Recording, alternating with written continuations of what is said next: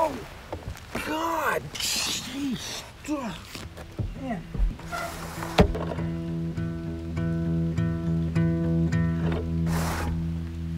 What up, Misfits? So something I mentioned towards the end of my last video was this thing called the God of the Gaps. And to theists, I say, stop making God the God of the gaps. And today I really want to address what is the God of the gaps? Is God the God of the gaps? And why I think nobody should ever use the term God of the gaps, and nobody should ever make an argument that ends up being a God of the gaps argument. Theist, atheist, I don't care. It's just, there's just a big problem with this, and I see this hole in all these arguments, and I just wanted to address it, talk about it, share my thoughts on it. So, but before we get to that, let me just...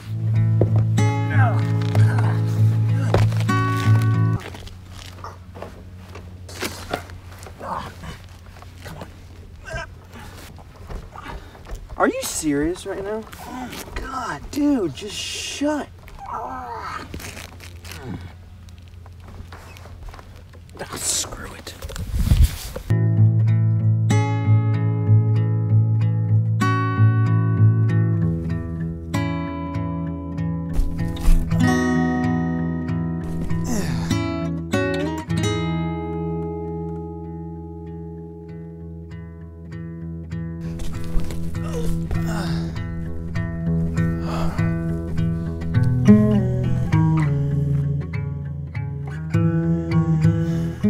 Happy fall, Misfits. It's like fall wrapped up in a tree right there. Love it. All right, so getting into it. The God of the gaps. What is the God of the gaps argument? So basically, there are mysteries in the universe, things that cannot be explained. And people oftentimes use this mystery as, well, that mystery, behind the mystery is God. Like in my last video, what I was talking about was the fine-tuning numbers, that there's about 20 numbers in the universe that are so exact. And if those numbers were tampered with in any way, then life as we know it, the universe wouldn't exist. So people use that argument, which is really a teleological argument, and you know, there's cosmological arguments and so many other philosophical, scientific arguments for the existence of God. But using those mysteries that science has, and then saying God is behind that, is basically, in a sense, that is a God of the gaps argument. Saying that there is a gap in this mystery, we don't understand it, and theists say, well, therefore it is God. Now there is a real problem with this. There is an issue with this. And here's what it is. If you take science, right, the mysteries of science, and you're saying that is evidence of God. So science would be natural, right? So let's look at supernatural. Well, what is supernatural? Well, we don't actually know what supernatural is. It's just supernatural. It's natural, you know, all that, you know, that amazing tree right there, that's natural. But supernatural, what is it? If any of you watched The Atheistic Experience with Matt Dillahunty, now people have called his show, right, saying I have a definition for what the supernatural is, but he still to this day hasn't heard an actual definition of what the supernatural is. He has not heard a legit definition of this is supernatural, because the way his argument stands, and it's a very logical argument, it makes perfect sense. If you've never seen fire, how would you know how to measure fire? How would you know what fire looks like? How would we be able to say that is fire? So he has a point, you know, like he has a very good point. We can't say that some supernatural force was behind something if we don't know what that would look like. Now we have some ideas on what it would look like. I mean, honestly, if God is real, if he's real, he's a supernatural God, so it would look like things supernatural. Well, I mean, if we go there, then we all know what supernatural would look like because we've all seen superhero films, right? That stuff's not really natural. It would be supernatural. So we kind of know what it would look like, but at the same time, scientifically, we don't know what it would look like. So in finding a supernatural, you know, just using that mystery, which is completely natural. It's a mystery, but it's completely natural. Using that as an argument for God just doesn't, it just doesn't work. So since I mentioned an atheist, I'm gonna mention a creationist by the name of Kent Hovind.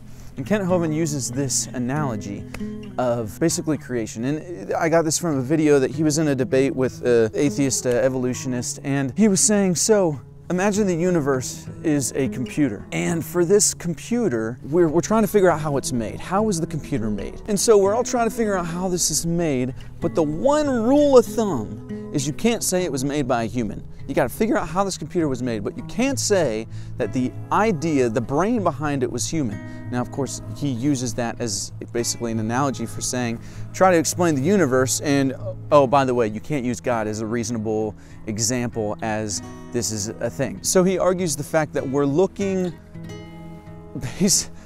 for God inside of a computer, and all there's going to be in that computer is computer parts. I guess saying that we might be able to find traces, you know, of a God. But here's the deal. If you're going to use a God of the gaps argument like that, like saying those fine-tuning numbers, and yes, there's a mystery behind it, and you know, if God's real, you know, maybe that is the explanation for that mystery. But if you're going to say that, I mean, so a fact of science is that matter can't create matter. So anything that you see in the whole universe, it can't be created from nothing. So if you're going to look at the numbers, the fine-tuning numbers, as a teleological argument, using that science to say, well, look, there's evidence for God, then you might as well just point at that tree right there, as amazing and beautiful as it is, and say, look, that right there is evidence for God. Because if God is outside of all this, if God did create all of this, then He created all of it. So we got to stop using these God of the gaps, like just filling in these gaps of science with mystery. Because the reality is, you know, Einstein only figured out the special theory of relativity 1905, you know, just roughly over 100 years ago, and look how far we've come. So here's what I think. I think everybody just needs to stop using these, you know, God of the gaps arguments, because science will advance. Science will figure things out.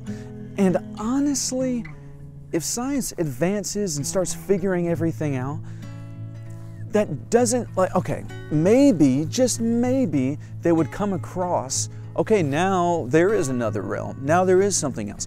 But like I talked about in my last video, if they were to find another world, another realm, then they would say it's a multiverse. And then that would give exact reason for there not to be a God. So just because science is advancing to levels to where we're really going to start figuring things out, that's not a bad thing, it's a good thing, but it also doesn't mean that we can use those arguments as justification for the existence of God. If somebody really wants to show someone, you know, something for the existence of God, try an actual miracle. And you know, some people doubt miracles, some people doubt the supernatural realm, but like I talked about in my last video, that I really think I don't think God's going to objectively show Himself, and even in science. I think that God subjectively shows Himself to individuals and to people, and the only way to do that is through faith. And yes, faith is fallacy. Faith is just absurd and it's crazy, and I mentioned that in my last video as well. But I think that if you're looking for God in science, I think if God's real, you might be able to find some little nuggets, but you're not going to find God. And I, you know, going to that analogy of the computer, science is going to figure out the whole computer. They're going to figure it out. That's what I think. You know, maybe possibly science would come to a point of figuring out, oh wow, there is a supernatural realm and there is something else. But that doesn't mean that everyone's going to become a theist. Everyone is going to start believing in God. It just doesn't. They're going to say, well, we figured it out and now we're going to use it. So the God of the gaps argument is just pointless for a scientific, from a Christian standpoint, from anyone's standpoint. It's just, it needs to stop. It needs to end. And I mean, people have been going around and around in circles for centuries, hundreds of years, and it's just, there's not going to be any agreement there unless a supernatural is really demonstrated. And like I said, that demonstration is only shown through faith, as crazy and absurd and as just ridiculous as faith is. It's only shown through faith, and it's only shown subjectively. So those are my thoughts on it, and maybe He is the God of the gaps, but maybe He's a God that is bigger than the gaps. I mean, Like, you know, just picture, you know, here's science, here's a mystery, and here's science. And then a lot of people will place in the middle, that's God. But actually in the middle is probably science. And that doesn't mean that a God doesn't exist, because if he does, like I said, he's outside of all of it. So just because there's a mystery doesn't mean there's not science there. Like, just because if science keeps advancing, it doesn't mean that God is just going to show up. I hope I'm getting my point across here that I really want to get across. I think I've nailed the point enough. So if you liked this video, and if you're tracking with me, if you're really feeling me on this, I actually wrote a song about it, and I really want to share that song with you guys. And it's a song basically getting into this perspective or mindset of someone who has used the God of the gaps and is frustrated. But this is, you know, a conversation to God, if you will. And so maybe some of you can relate. But if this video helped, you know, if this video meant something to you, like, comment, subscribe, share, all of it, all the good stuff, all the goods. So here's the song.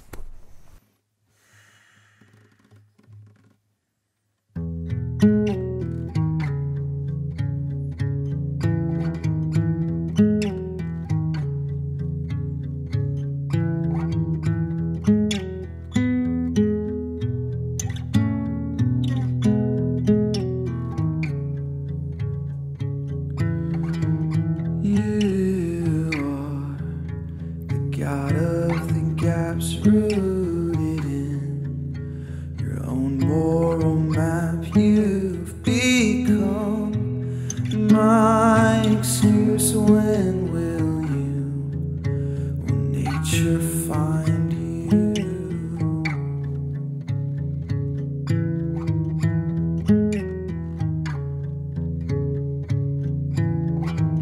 What makes you the Spirit of truth who created you? Where's the proof? I can't ignore history. If all this isn't right, then why not come show me?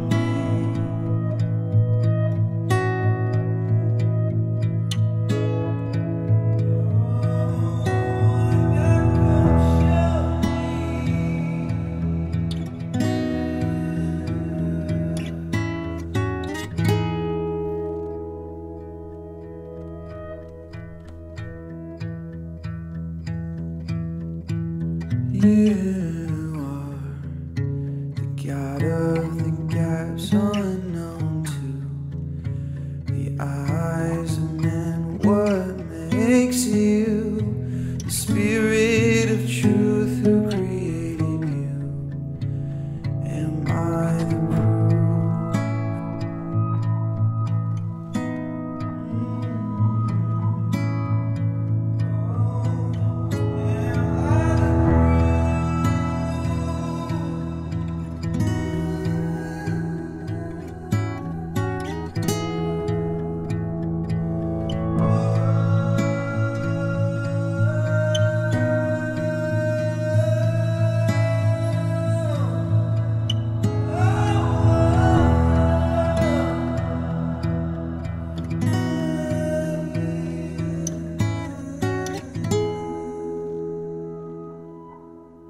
Well, I hope you enjoyed that, and if you did, like, subscribe, share, comment what you liked about it, what you didn't like, what you disagree with me on, and what you agree with me on. You know, that's cool too. But until next time, that's all I got for today. So, see you misfits later.